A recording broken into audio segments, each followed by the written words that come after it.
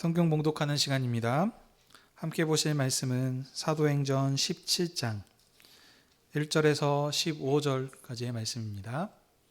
사도행전 17장 1절에서 15절까지 한 절씩 교독하시고 15절 합독하시도록 하겠습니다. 그들이 암비볼리아 아볼로니아로 다녀가 데살로니가에 이르니 거기 유대인의 회당이 있는지라. 우리 상의 콜레대로 그들에게 들어가서 새 안식일에 경건을 가지고 강론하며 뜻을 풀어 그리스도가 해를 받고 죽은 자 가운데서 다시 살아나야 할 것을 증언하고 이르되 내가 너희에게 전하는 이 예수가 곧 그리스도라 하니 그 중에 어떤 사람 곧 경건한 헬라인이 큰 무리로 적지 않은 귀부인도 권함을 받고 바울과 신라를 따르나 그러나 유대인들은 시기하여 저자의 어떤 불량한 사람들을 데리고 때를 지어 성을 소동하게 하여 야손의 집에 침입하여 그들을 백성에게 끌어내려고 찾으나 발견하지 못하매 야손과 및 형제들을 끌고 읍장 앞에 앞서 소리질러 이르되 전하를 어지럽게 하던 이 사람이 여기에 야손이 그를 맞아들였도다. 이 사람들이 다 가이사의 명을 거역하여 말하되 다른 임금 곧 예수라 하는 이가 있다 하더라 하더니 야손과 그 나머지 사람들에게 보석금을 받고 놓아주니라. 남의 형제들이 곧 바울과 신라를 베레아에 보내 그들이 유대인의 회당에 들어가 베레아에 있는 사람들은 데살로니가에 있는 사람들보다 더 너그러워서 간절한 마음으로 말씀을 받고 이것이 그러한가 하여 날마다 성경을 상고함으로 믿는 사람이 많고 데살로니가에 있는 유대인들은 바울이 하나님의 말씀을 베레아에서도 전하는 줄 알고 거기도 가서 무리를 움직여 소동하게 하거늘 바울을 보내 신라와 디모데는 아직도 머물더라. 바울을 인도하는 사람들이 그를 데리고 아덴까지 이르러 그에게 신라와 디모데를 자기에게로 속히 오게 하라는 명령을 받고 떠나가니라. 아멘. 자리에 앉아주십시오.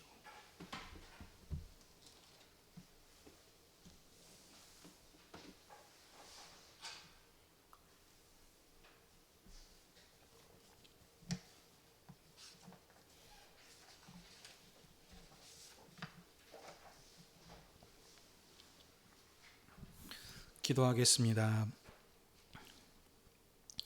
하나님 아버지, 오늘도 주님의 교회를 아버지 앞으로 부르셔서 하나님의 말씀을 듣게 하시니 감사드립니다. 아버지의 영광과 주님의 교회를 위해 말씀 전하는 자에게 진리의 말씀을 풍성히 허락해 주시옵소서. 선포되는 말씀을 통하여 주님께서 교회와 함께 하시며 구원 역사를 경영하게 하심을 알게 해주셔서 교회가 우리의 소명과 정체성을 확실히 알고 그 뜻을 봉사하는 신실한 증인들이 다 되게 해 주시옵소서. 예수님의 이름으로 기도하옵나이다. 아멘.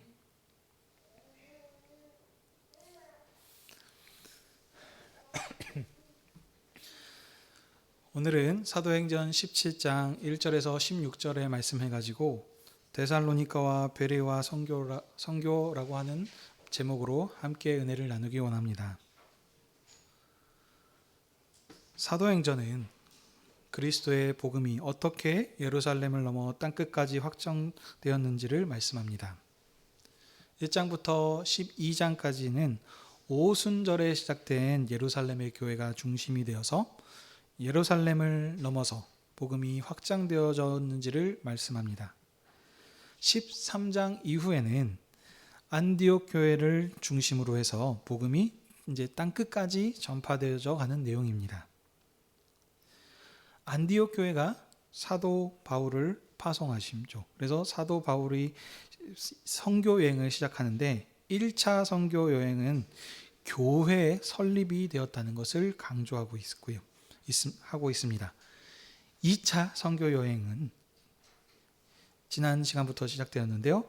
그 1차 여행의 선교 여행을 통해서 논란이 있었던 부분들, 그 부분들을 예루살렘 공회가 함께 모여서 복음을 확정했습니다.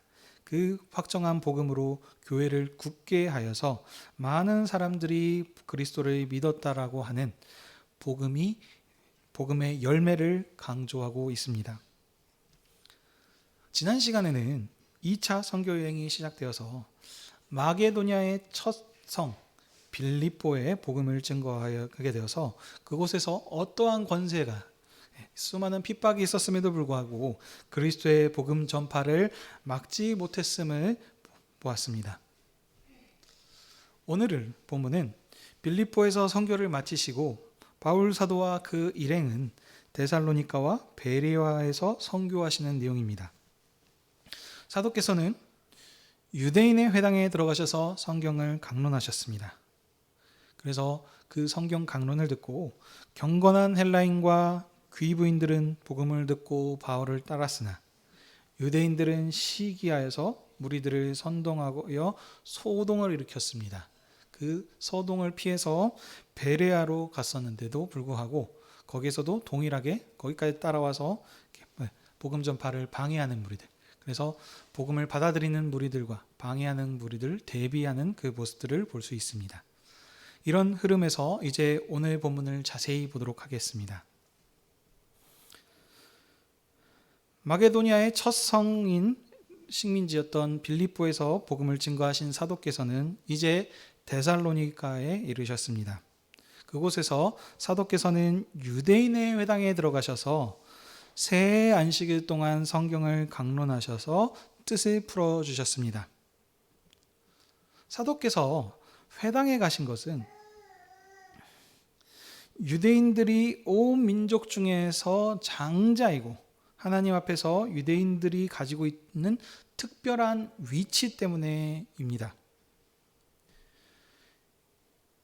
예수님께서 유대인의 후손으로 오셨고 또 그 유대인들은 율법을 가진 자들, 그러니까 하나님의 말씀을 가진 자, 약속을 상속받은 자들이었기 때문에 복음은 항상 그래서 유대인들에게 먼저 약속되어 있습니다. 이처럼 유대인들은 온 민족의 장자이고, 장자였다고 하는 것은 먼저 복음을 받았던 사람들로서 그 권리가 그들에게 있습니다.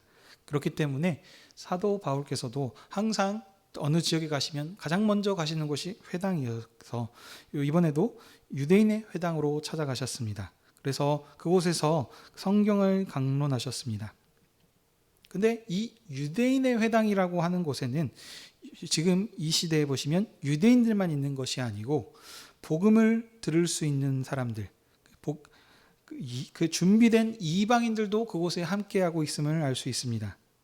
여기서 표현하는 것을 또 경건한 이방인들이라고도 합니다. 그래서 이 사람들은 그 유대인들, 먼저 복음을 받았던 유대인들이 증거한 복음을 통해서 하나님을 알고 그 하나님이 비추시는 빛을 받은 사람들입니다.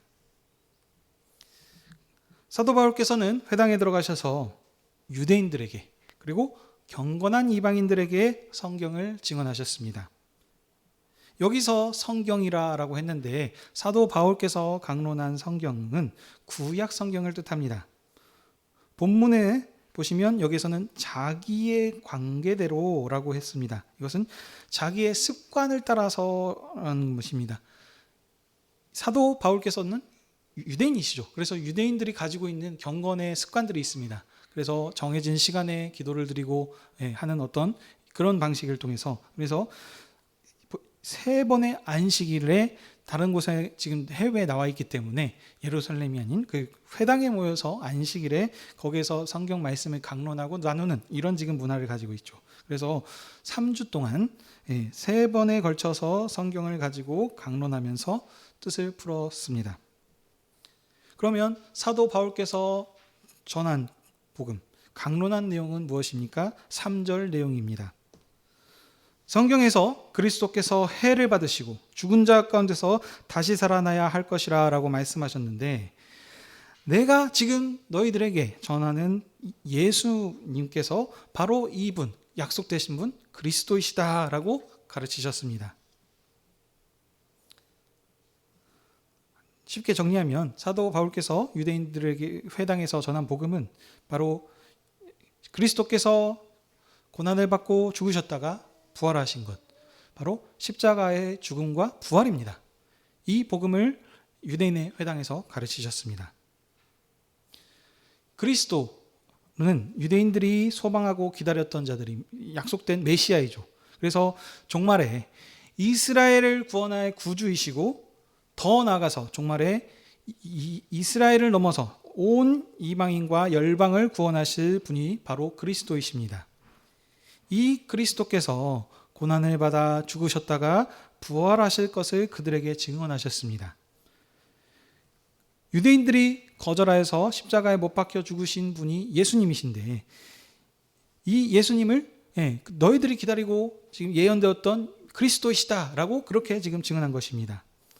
근데 이 지금 사도 바울께서 증거한 이 복음은 이방인들에게는 괜찮지만 유대인들에게는 거치는 것, 거리끼는 것으로 마음에 어떻게 보면 양심에 찔리는 이런 일이 되는 것입니다.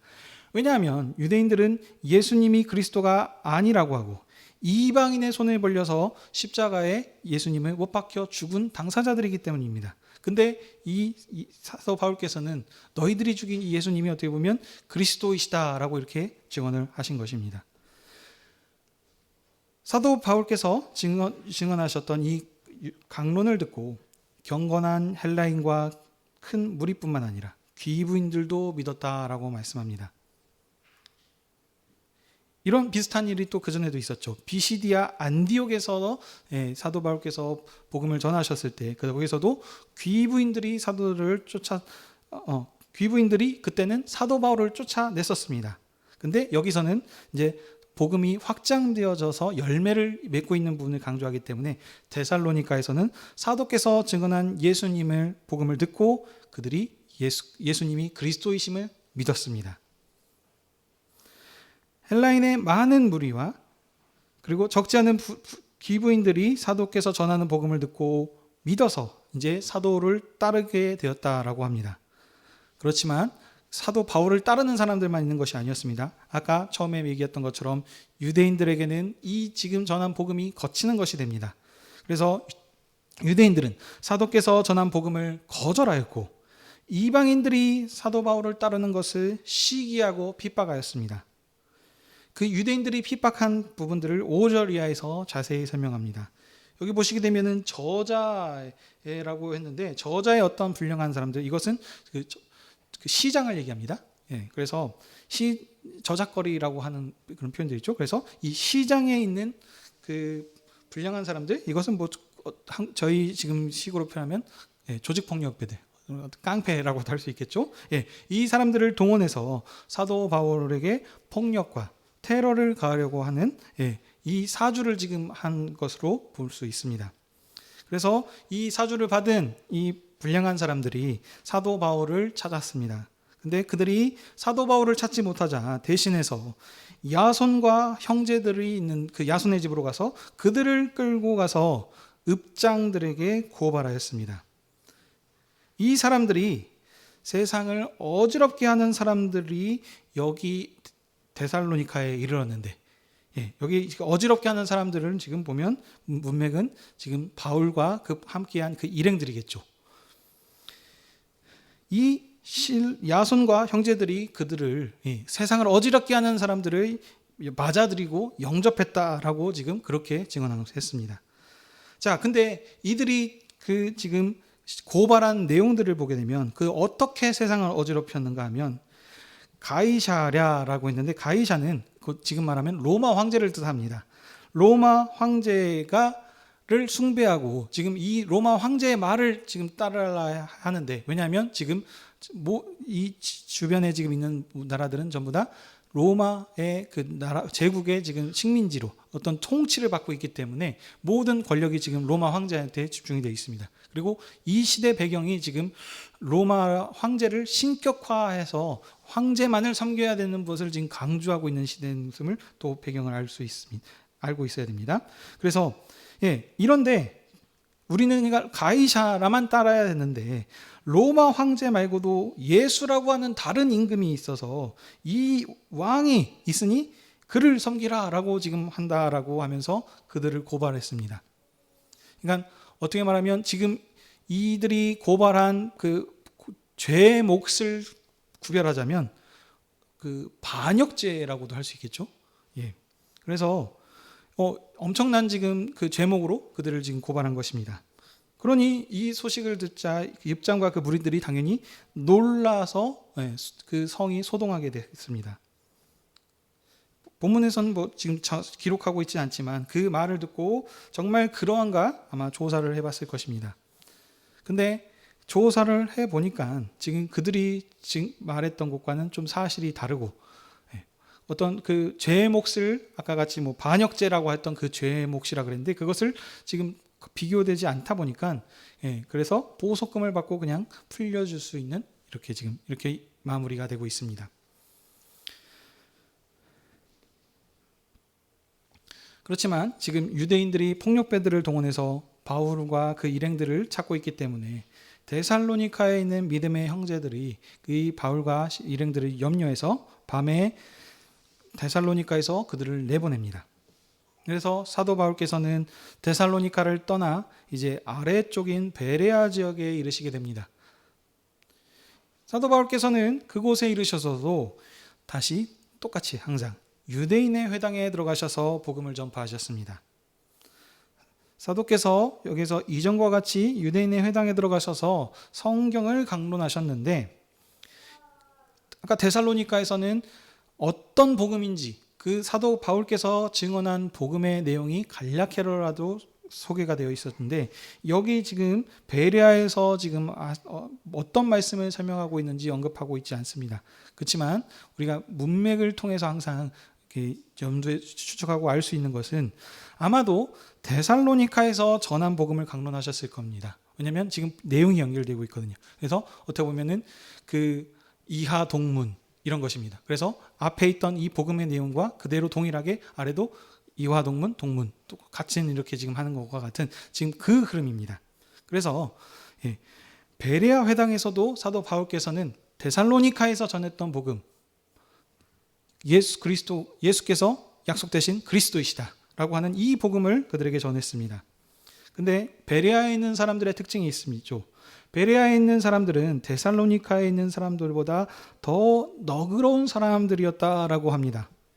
여기서 너그럽다라고 하는 것은 자비하고 뭐 참을성이 좋고 이런 지금 뜻이 아니죠. 항상 문맥을 또 보셔야 됩니다. 여기서 너그러운 사람이라고 하는 뜻을 바로 그 뒤에서 지금 설명하고 있습니다. 사도 바울이 복음을 전하면 베레아 사람들은 간절한 마음으로 그 말씀을 받았고 하나님의 말씀이 참으로 그러한가 하면서 날마다 성경을 상고하였다라고 합니다. 바로 이 부분들이 베레아 사람들의 너그러움입니다. 베레아 사람들, 베레아에 있는 그 교인들은 다른 교회들과 달리 하나님의 말씀을 간절히 사모하는 사람들이었습니다. 그래서 이 사도 바울께서는 이 베레아 교회를 칭찬하고 있으신 거죠. 말씀 기록을 통해서. 그래서 지금 이 말씀을 강력하게 사모하고 있는 이 사람들이 복음을 듣자 그 결과를 12절에서 얘기하고 있습니다. 그 중에 믿는 자들의 수가 많았고, 많았다고 얘기하고 있습니다. 그리고 헬라인과 귀부인, 여기서 헬라의 귀부인이라고 했는데 또 한 가지 더 붙습니다. 여기는 남자들도 같이 함께 믿는 사람들이 적지 않았다라고 하면서 그 열매가 데살로니카에 비교해서 더 많았음을 지금 설명하고 있습니다. 사도의 율법 강론을 듣고 많은 사람들이 믿었습니다. 그런데 데살로니카에 있는 유대인들이 사도 바울의 복음을 거절하고 박해했던 그 유대인들이 사도 바울이 전한 복음을 여기서 베레아에서 전하고 있다라고 하니까는 베레아까지 쫓아와서 거기서도 무리들을 선동하고 소동을 일으켰습니다. 그래서 베레아에 있는 믿음의 형제들은 또 다시 사도 바울을 아덴으로 피신시키셨습니다. 여기 이 아덴이라고 하는 것은 지금으로 하면은 아테네를 얘기합니다. 사도 바울께서는 아덴에 이르셨는데 함께 있는 동역자들은 여전히 베레아에 남아있기 때문에 속히 실라와 디모데를 데려오게 해달라라고 지금 그렇게 말씀하고 있습니다. 여기 보시면 속히 오라라고 하면서 강조되어 있습니다. 그렇지만 왜 속히 강조했는지, 왜 오라고 했는지에 대한 이유를 정확하게 나타나고 있지는 않습니다. 이러고 지금 그 기록이 마무리되는데, 제가 어제 아침에 올려드린 것 같이 보시면 참고 본문으로 보시면 알 수 있습니다. 데살로니가전서 2장의 말씀과 3장, 원래 전체 그 흐름들을 보셔야 되는데 간략하게 이걸 다 보시려고 하면 시간이 많다 보니까 그 부분들을 여기서 좀 참고할 수 있습니다.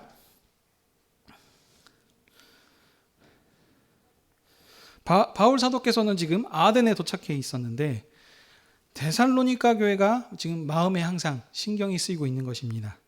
왜냐하면 바울 사도께서 데살로니카에서 복음을 얼마나 전하셨냐면 3번의 안식일, 3주입니다.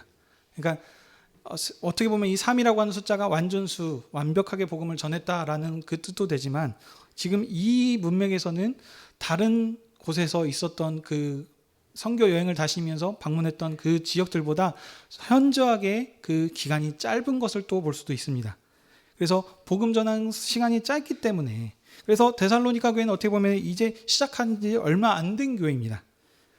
그래서 어떻게 보면 이제 막 꽃을 움을 이제 돋으면서 자라나고 해야 되는 상황 가운데 거기서 좀 더 있어서 그들에게 복음을 증거하고 가르치고 싶지만 불량배들 때문에, 그 핍박하는 자들 때문에 어쩔 수 없이 베레아로 왔다가 이제 거기에서 있지도 못하고 아덴에 이르렀기 때문에 데살로니가 교회가 당연히 마음에 쓰였겠죠. 그래서 디모데와 실라를 빨리 오라고 한 이유는 그 디모데와 실라가 빨리 와서 데살로니카로 그들을 보내서 그 데살로니카의 교회 소식을 듣기 위해서입니다.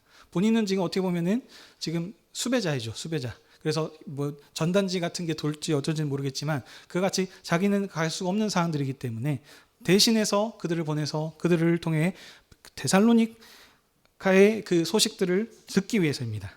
그래서 그 지금 데살로니가전서 2장, 3장의 내용들을 보시게 되면 디모데와 실라가 그곳에 가서 데살로니가의 교회의 상황들을 살피고 다시 잘 돌아와서 바울에게 그 교회가 잘 있고 있다라고 하는 소식을 전하고 있습니다. 핍박이 있었죠, 당연히. 왜냐하면 바울을 핍박을 했는데 데살로니가 교회도 핍박이 없었을까요? 당연히 있었을 것입니다. 그렇지만 그 핍박 중에도 데살로니가 교회의 교인들이 믿음과 소망과 사랑 가운데서 있다는 소식을 바울에게 전합니다.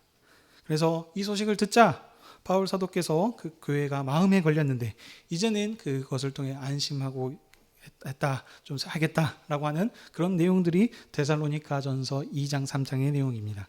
그래서 이제 그 보면 이제 본격적으로 다음 후보진 고린도에 가가지고 복음을 전할 수 있는 어떤 그런 흐름들로 내용들 연결이 되고 있음을 알 수 있습니다.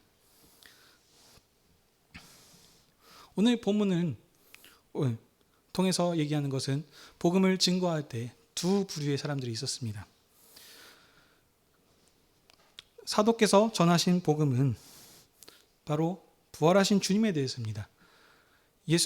예수께서 그리스도로 이 땅에 오셨고 그래서 우리 죄를 위하여서 고난을 받아 십자가에 못 박혀 죽으셨고, 근데 그 죽음이 끝이 아니고 죽은 자 가운데서 다시 살아나셔서 부활하신 후에 하늘로 승천하셔서 하나님의 보호자에 앉아 계신 분, 만왕의 왕으로 온 천하 만물을 통치하고 있으신 분으로 이 분이심을 지금 증언한 것입니다. 그래서 이 주님께서 자신들을, 사도를 증인으로 보내셔서 예수님이 바로 약속되었던 메시아 그리스도이시다라는 것을 증언하신 것입니다. 이 예수님께서 십자가에서 죽으신 것은 그가 힘이 없어서가 아니라 성경대로 하나님께서 선지자들을 통해서 하셨던 말씀을 이루시기 위해서 죽으신 것입니다. 그래서 성경대로 죽으시고 성경대로 부활하셨습니다. 모든 언약, 선지자들을 통해서 하셨던 그 약속을 성취하시기 위해서 이 일들을 행하신 것입니다. 힘이 없어서가 아니시다. 지금 이렇게 증거하십니다. 십자가에서 죽으신 이분이 바로 이스라엘과 이방과 온 세상을 구원하실 이 약속된 분이심을 증언한 것입니다. 그런데 이 복음을 들었던 사람들의 반응들을 보시면 복음을 거절하는 사람들이 있었습니다. 근데 보시면 기득권자들입니다. 유대인들, 본인들이 가지고 있었던 것을 가지고 내려놓지 못하죠. 또 거기에 보시면 그런데 이방 사람들, 어떻게 보면은 마음에 순수한 사람들, 어떤 그런 마음에 선입견이나 이런 것이 있는 것이 아니고 정말 말씀이 그러한가? 오늘 베레아의 교회와 같이. 그래서 하나님의 말씀을 묵상하고 그 말씀이 증거됐을 때 그냥 받아들이는 것이 아니고 정말 그러한가 매일 말씀을 상고했던 사람들의 열매가 더 큼을 우리가 볼 수 있습니다.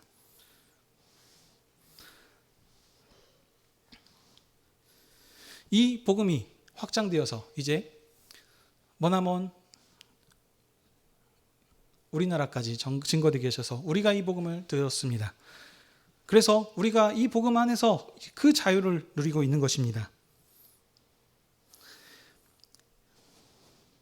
사도들이 전한 복음으로 교회를 세우셨고 이 교회가 이제 지금 현재 여수 하누리교회도 불러주셔서 우리가 지금 이 복음을 듣고 있습니다.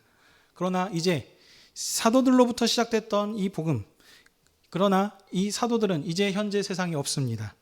이제 주님께서 이 하나님의 복음, 그리스도 예수께서 바로 온 세상을 구원하러 오신 메시아이시고 주님 그리스도이시다라고 하는 이 복음을 증거케 하신 자로 세우신 것이 바로 교회입니다. 곧 우리가 이 복음의 증인들입니다.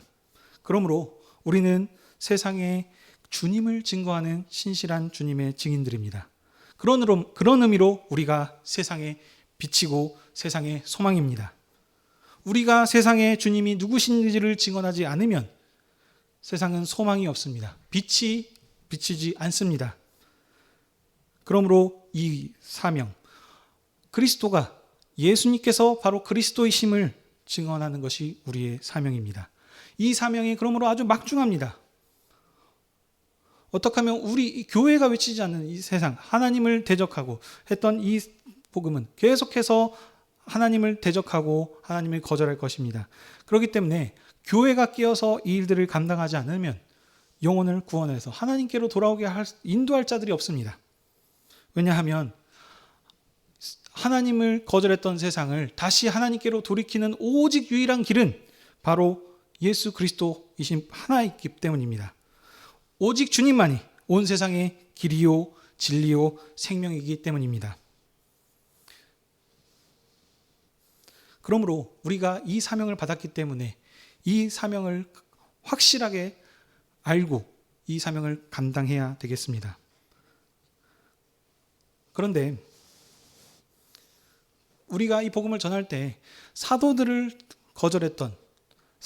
전했던 복음을 대적했고 거기에다 핍박까지 하면서 가는 곳마다 쫓아왔던 일들이 있었습니다. 사도들을 거절했던 뿐만이 아닙니다. 예수님께서도 자신이 하나님의 아들로 이 땅에 오셨다라는 것을 증언했을 때 하나님을 따랐던 무리들도 있었지만 오히려 핍박하고 예수님을 처음에 따랐던 자들도 나중에는 자기 뜻과 안 맞다 그래서 예수님을 십자가에 못 박히는데 다시 함께 동조했던 사실을 기억하십시오. 이와 같이 지금도 여전히 우리가 이 복음을 감당하는 데 있어 여러 가지 세상의 어려운 환경국, 핍박과 환란이 있을 수 있습니다. 아니, 분명히 있을 것입니다. 성경을 통해서 우리에게 분명하게 얘기하고 있습니다. 그렇다면 우리가 이 핍박 가운데 우리가 무너져야 될 것인가? 아닙니다. 이것이 그러면 하나님께서 우리를 내버려 두신 거고 우리를 버리신 거고 우리가 지금 뭔가 잘못된 길로 갖고 있기 때문에 예수 그리스도를 믿으면 복을 받고 뭔가 잘 되고 잘 살아지고 해야 되는데 근데 지금 우리가 지금 하고 있는 어떤 무언가가 잘못됐기 때문에 그런 핍박을 받고 있는 것이 아닙니다. 지극히 정상적인 일이라고 지금 얘기하고 있습니다. 오늘 본문에 복음이 증거됐을 때 두 가지 대비를 하면서 정확하게 얘기하고 있습니다. 하나님을 영접하고 하나님을 사랑하는 자들은 복음의 빛 가운데로 들어와서 주께서 주신 그 풍성한 은혜를 누립니다. 하지만 어둠 가운데 있는 자들은 빛을 싫어하고 그 빛을 대항합니다. 요한복음에서 그 부분들을 정확하게 이해하고 있습니다. 우리 빛을 싫어하기 때문에 빛을 피합니다. 그런 의미로, 그런데 우리가 빛 가운데 서 있어서 하나님 빛으로, 빛 대신 예수 그리스도를 정확하게 증거한다면 우리의 복음을 듣고 돌아올 분들은 돌아올 것이고, 또 어떤 분들은 지금 오늘 이 본문에서와 같이 강력하게 반대하면서 핍박할 수 있습니다. 이것이 정상입니다. 만약 우리가 전한 복음을 듣고 우리가 아무런 반응이 없고 세상 가운데 어떤 고난이 없고 너무나 완벽하게 잘 지내고 있는다면 지금 우리가 전하고 있는 복음이 잘못됐는지를 한번 생각해 볼 필요가 있습니다. 우리가 전하고 있는 이 복음이 우리가 빛을 제대로 비치고 있는지, 우리의 정체성이 지금 오직 진리 가운데서, 하나님의 말씀 가운데서 분명하게 잘 서고 있는지를 살펴봐야 합니다. 그렇지 않기 때문에 어떻게 보면 우리는 세상과 다른 하나님의 사람들로서 하나님의 말씀대로 순종하면서 살아야 되는 사람들인데, 그렇지 않고 세상과 적당히 타협하면서 세상과 별로 달라 보이지 않기 때문에 차이점을 느끼지 못하고 그래서 어떻게 보면 핍박이 없는 걸 수도 있습니다. 세상은 우리가 전한 복음을 듣고 두 가지 반응으로 나타납니다. 왕 대신 그리스도께 무릎을 꿇고 복종하든지, 그렇지 않으면 그리스도를 거절하여서 그리스도께 속한 교회를 시기하고 핍박하고 받게 할 것입니다. 그러나 여러분, 오늘 말씀을 왜 우리에게 주셨습니까? 사도행전의 특징이 무엇입니까? 수많은 핍박과 박해에도 불구하고 하나님은 살아계시고, 이 교회를 사랑하신 하나님께서 여전히 살아계셔서 그 수많은 박해에도 불구하고 복음이 예루살렘과 유대와 사마리아 땅끝까지 전파되게 하심을 우리에게 말씀해 주고 있습니다.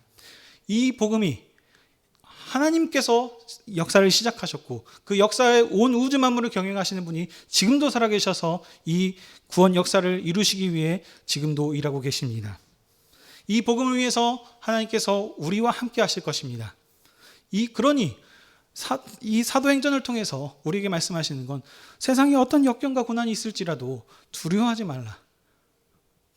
사도들과 함께 했었던 그 하나님께서 성령을 보내주셔서 보혜사 성령님으로 우리와 함께하고 계신 이 하나님께서 여전히 우리를 사랑하셔서 우리를 지키시고 우리의 모든 발걸음 하나하나를 인도해 주실 것입니다.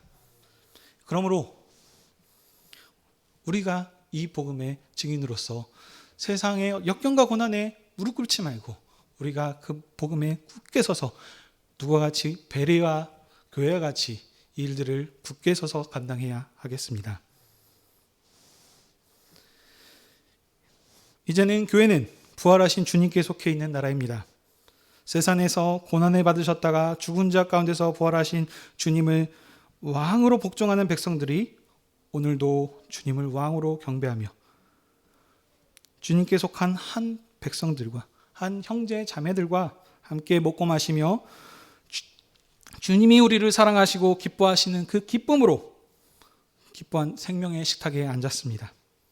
우리가 이 생명의 상에 앉아서 믿음의 형제들과 함께 먹고 마심이 그냥 단순히 먹는 것이 아니고 주님과 한 영, 한 몸으로 살면서 주님의 생명으로 살아가겠다고 하는 우리의 신앙 고백이며 사랑 고백입니다. 사랑하면 두려워할 것이 없습니다. 그래야 우리가 이 생명의 상에서 몸을 내어주신 주님의 사랑으로 서로 사랑하고 하나된 공동체를 힘써 이루어 가십시다. 그리고 우리가 이 말씀이 정말 그러한가?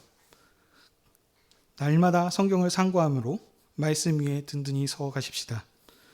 그리스도를 아는 지식, 이론적인 존재를 알고 있는 그 지식이 아닌 정말 사랑하는 그 관계에서 나오는 그 지식을, 그러므로 우리가 그 가운데 있다면 우리가 다 하나 되고 온전케 되어 주님께서 우리를 이끌어 가실 것입니다. 그러므로 우리가 다 함께 하나님의 영광과 찬송이 되십시다.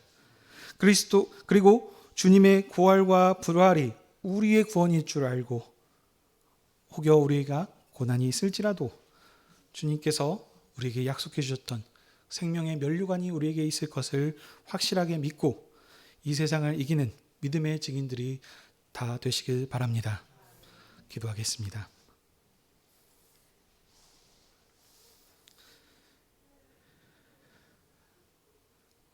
교회와 함께 하시는 하나님 아버지, 오늘도 저희들을 주님의 교회로 모이게 하셔서 주님의 말씀을 듣게 하시고 주님께서 우리를 향한 사랑을 보여주셔서 우리의 믿음을 새롭게 하시니 감사드립니다. 전에는 우리가 주님을 몰라 세상 이방 사람들과 똑같이 세상의 것들을 추구하며 살았지만 이제는 그 가운데서 어둠 가운데서 우리를 빛으로 인도해 주셔서 그리스도로 살게 하여 주시니 감사드립니다. 그러므로 이제 우리가 주님께서 주셨던 그 사랑을 기억함으로 주님을 위해서 살아갈 수 있는 저희들 되게 허락하여 주시옵소서. 주님을 살아가는 데 있어 여러 가지 역경과 고난이 있을지라도 오직 사망 권세를 이기시고 부활하신 주님께서 여전히 우리와 함께 하시고 우리의 길을 인도해 주셨다고 하는 그 믿음과 그 약속을 신뢰하면서 날마다 기쁨으로 사명을 감당해가는 저희들 되게 해 주시옵소서. 감사드리며 이 모든 말씀 예수님의 이름으로 기도하옵나이다. 아멘.